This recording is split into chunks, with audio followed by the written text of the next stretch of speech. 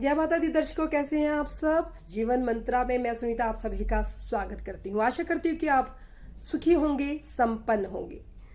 दर्शकों, आज मैं आपके लिए लाई हूँ मोर पंख के कुछ खास चमत्कारी उपाय। जी हाँ, मोर पंख जिसे बहुत ही शुभ माना जाता है, जिसे भगवान श्री कृष्ण ने अपने मुकुट में धारण किया हुआ था। यदि मोर पंख आपके घर में है, आपके पूजा स्थल में है, तो बहुत सारी समस्याओं से न केवल आपको छुटकारा दिलाता है, बल्कि नेगेटिव ऊर्जा को भी यह दूर करता है।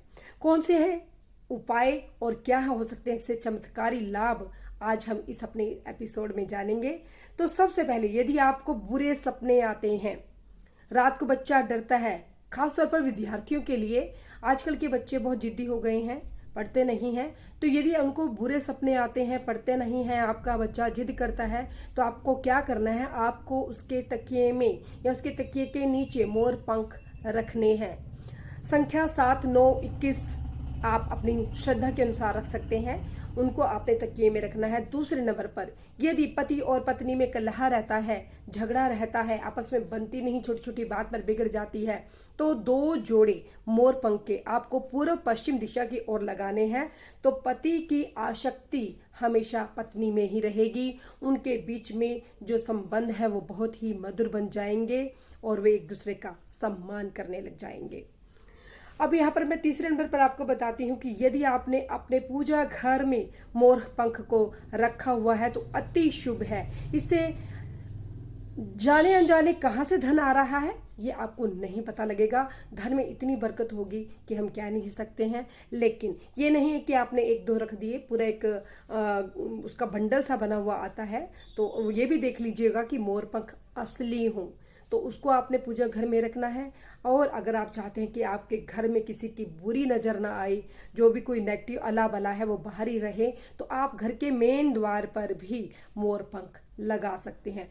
आप इतना ही नहीं, अपने दुकान पर, अपने जो है आपका ऑफिस है या आपका जो दुकान है जहाँ पर से आपका रोजगार चलता है, वहाँ पर अगर आप मोर पंख लगाते हैं तो यह अति उत्तम फल देगा। आपके कारोबार में वृद्धि होगी, क्योंकि मोर एक ऐसा पक्षी है जो इतना शुभ है कि आप सभी जानते हैं कि मोर की शुद्धता के बारे में। और अगर आप उनके मोर के पंखों को अपने घर में रखते हैं और खासतौर पे पूजा घर में रखते हैं, तो आप उसके जो लाभ मिलेंगे निश्चित तौर पर आप उसको खुद से महसूस करेंगे। तो खास जब हम छोटे बच्चे होते थे तो हमें पता नहीं था, तो हम भी फिर भी अपनी किताबों में क्या करते थे, मोर पंख रखते थे। हमें किसी ने कहा हुआ था कि इसको, मोर पंख को बुक्स में रखने से क्या होता है, विद्या आती है। इसी चक्कर में हम जब छोटे बच्चे होते थे तो हम भी मोर को रखते थे। बिल्कुल दोस्तों, ये सच है कि यदि हम मोर पंख को अपने आसपास रखते हैं तो जो नेगेटिव ऊर्जा है वो हमसे दूर रहती है।